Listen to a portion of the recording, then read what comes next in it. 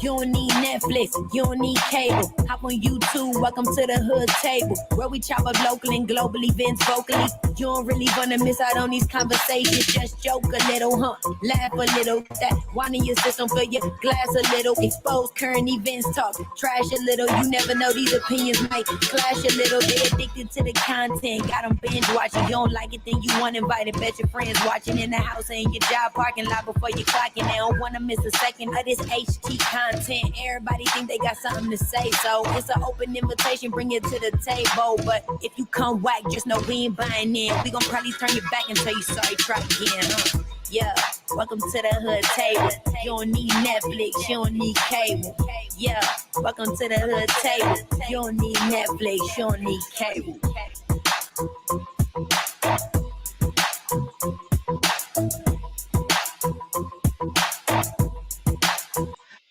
Hey, what's up, everybody? Come on in. All my hoodies. Welcome back to the Hood Table. We are here to review this evening Queen Sugar, Season 5, Episode 7, and it was called June 3rd, 2020, twin. Nigga. But anyway, come on in, like the video, share the video, subscribe to the Hood Table. If you are not already subscribed, please and thank you very much. Again, we're going to be reviewing Queen Sugar. I hope everybody is caught up. And, of course, as usual, please give me your feedback on the different storylines, the different topics that we'll discuss tonight, and the different characters. And give me your opinions on what you thought about this last episode. And go. Now, we started off this episode 7, with Blue. Blue, he was having not really flashbacks. I think it was more of a nightmare that he was having. And in his mind, the scene was just kept replaying of him and his father, Ralph Angel, and that cop who appeared to be a racist cop. The one thing that Blue kept recounting over and over in his dream was how his father, Ralph Angel, has repeatedly, like many of us black parents tend to do with our black sons, black children, teach them time and time again not to run from police. Listen, do what they say, stand still, keep your hands where they can see them. Never, ever, ever, ever, ever, ever run from the police. Never. But in his dreams, or should I say again, nightmare, while wearing his BLM Black Lives Matter shirt, you can see Blue running for his dear life. He was running all through the fields of their property, just looking back. When he looked back, he see the cop, he see the gun. When he looked forward, he see his mother. And it's like he's in between this space of fear and reality, can I be saved? Can I not be saved? Because we heard how Ralph Angel even told Darla, I can't protect him. I can't protect him. He feels like he really can't protect him.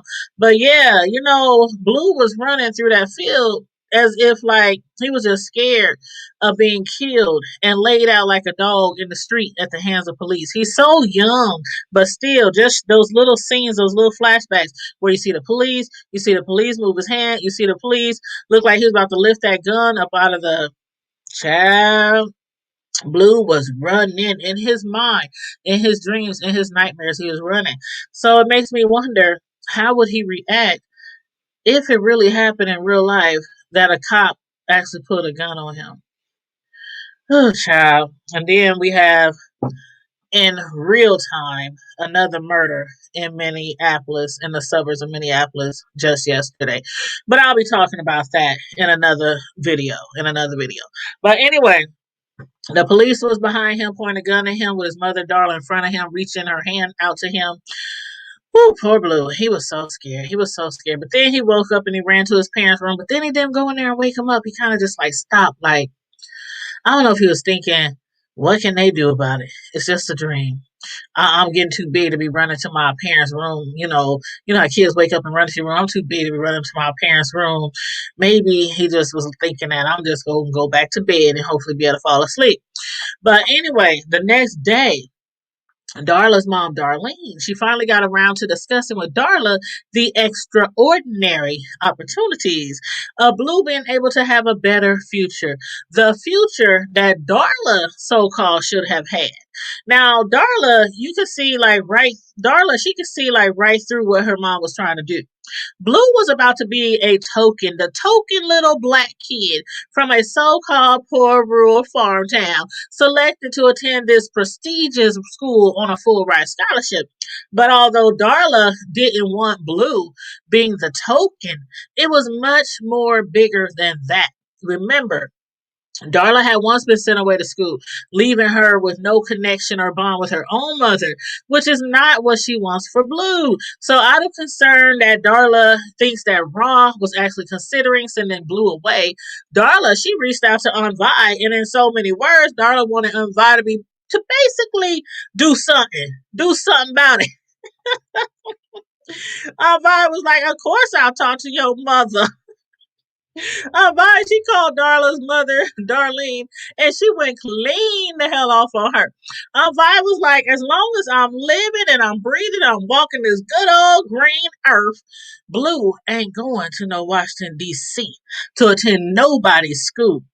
Child, Vi, she don't be playing about her family. She really don't. Vi was enraged that Blue's grandmother had the audacity to make plans for him to leave his own family when she has only recently been involved in his life. Only recently. So I'm with Aunt Vi. Aunt Vi has been there since day one. When Darla was on drugs and lost in her own world trying to find herself, Aunt Vi was there. She helped raise Blue. She fed Blue, taught him, tended to him, kept an eye on him, especially when Rob was busy with the farm.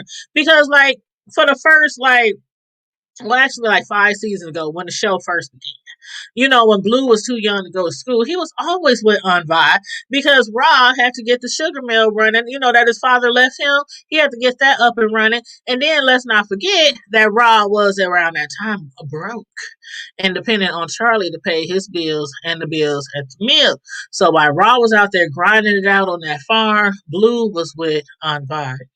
But on the flip side, it's because of what Rod has went through and down there in the South, while growing up and as a grown man, that he was even considering sending Blue to DC. Rod again no longer feels like he can protect Blue, especially after what Blue had just experienced with the police. Ron felt like if he doesn't send Blue away, then he might be cheating him out of his future of better opportunities, as Darla's mother said, than what's available in their own community. But after some much needed quality time, much needed bonding time over an exciting game of Jenga, Ralph Angel had made up his mind. He had put his foot down. But right now, he is in agreement with Darla that Blue ain't going nowhere.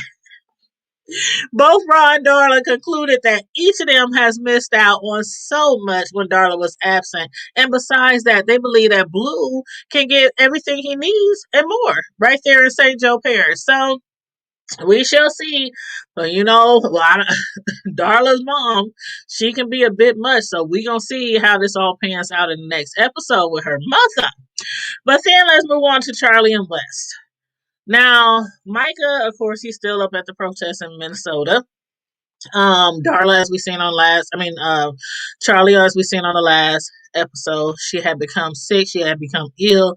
We was all like wondering what the heck is wrong with her. Did she have COVID?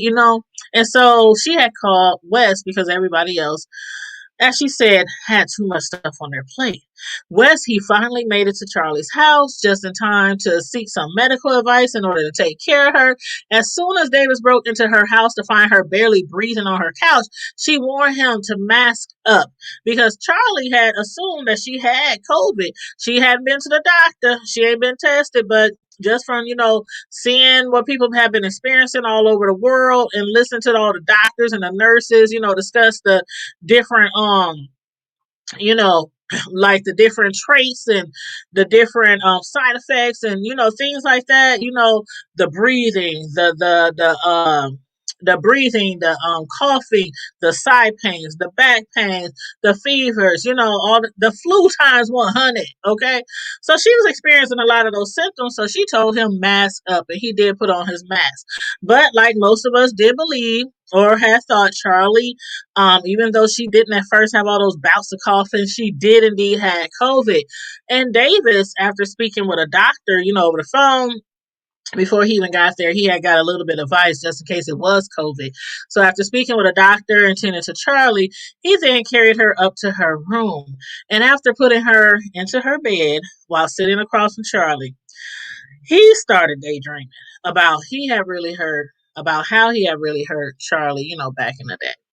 And in those daydreams, she had appeared in front of him, telling him how she had given up everything for him, everything for them. Actually, she had given up her life, her dreams, so that he could fulfill his dreams of becoming a basketball star.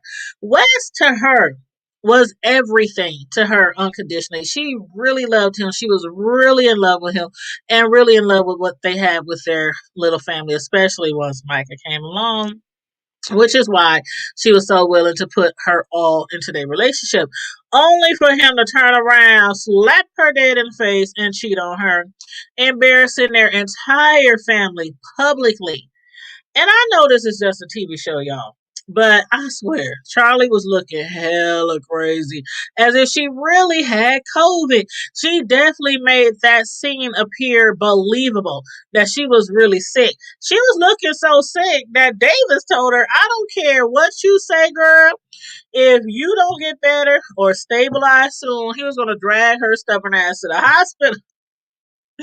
Wes may have made some bad decisions in their relationship in the past, but as he said, when you love someone, you show up. So the fact that she wouldn't tell Micah or allow Davis to tell any of her family members that she's sick, it didn't sit right with him. But that alone right there showed how much Wes still loves her. And I guess he probably felt like, you know what, in the past, he's betrayed her so much. She lost so much trust in him. So at least for right now, he'll keep this little secret of how vulnerable, how sick, and how needy she was from her family. And speaking of which, it's not often that we do get to see Charlie so vulnerable. Charlie, as we know, she's usually always at the top of her game, her A game. She's always on point physically and mentally. But even still, Davis had to tell her, it's okay. It's all right to need somebody, to ask for help. It's okay to need to be taken care of sometime.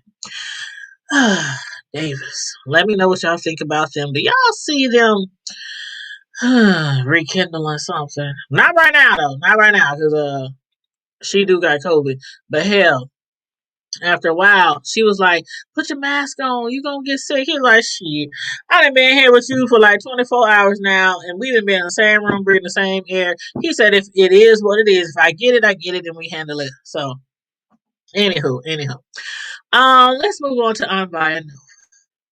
Now, while Unvi, she was in her diner, hanging up Black Lives posters and posters of Joe Biden and Kamala Harris, the presidential candidate and vice president Joe candidate at the time, she decided to check in on Nova. Nova and Anvi, they got to discussing Raw and Darla's recent marriage, and of course they are both still ecstatic, over the fact that they finally jumped the broom. But Anvi was like, now what's up with you and your man, Miss Nova? What's up with her and Calvin? Like, are they planning any weddings in the future? I wants to know. But me personally, I don't think Nova's ready for all that. At least not with Calvin. At least not during this high tension of Black Lives Matter that's going on in the world at that time. Last year, June of last summer. However, after hearing the idea of marriage from Aunt Vi, something inside Nova must have got stirred up, because as soon as Calvin returned home before telling him to wash his hands, Nova gave him a long, tight hug. She embraced the hell out of him as if she really, really, really missed him. She was actually panicking because when she hadn't heard from him and when he hadn't got home in time, she said she started panicking. And I don't think she was panicking because of the COVID.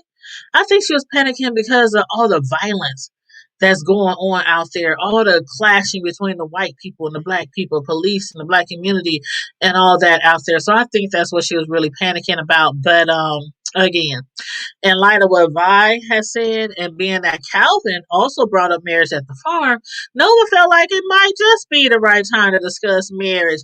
Those two, they haven't seen each other off and on for years, albeit they did start kicking it while he was still a whole married man. And his wife ain't letting no ex-wife ain't letting Nova forget that shit when she went to visit the family. But even though we all know the saying that the way you meet someone is the way you lose them, Calvin is like boys to men, ready to get down on bending knees. He's like Beyonce, ready to put a ring on it. And he's like Jagged Edge. He's ready to meet her at the altar. But by the expression on Nova's face, again, I'm not so sure that she's ready for all that. As a matter of fact, later that evening, Nova left Calvin in the bed sleeping while she hopped onto her laptop to continue working on her article. And while skimming over her computer, the name of her article, it looked like it said Traveling While Black in the Time of COVID. And I can't wait to hear it because she is a writer for sure. I love her writing. But while she was skimming over that, sitting at her computer, she got an email. And she opened up the email. It's from Andre Nixon. Now, Andre was directing her to read a news article regarding a black man who was beaten and paralyzed by the police. That young black man happened to have been a college sports star who, thanks to police, his career is now over. Was that also the young black man that Calvin stood by and watched his fellow brothers in blue beat relentlessly over a stolen candy bar? Hmm. If it is in fact that same situation, how do y'all think Nova will be able to get over that? Please let me know. Let me know what you think. Let me know what you think about the whole episode. Put your comments down below in the comment section. And again, to all my hoodies, don't forget to like, share, and subscribe to the Hood Table if you're not already subscribed. And stay safe, be blessed, remain vigilant at all times, and don't forget to keep it hood. Bye.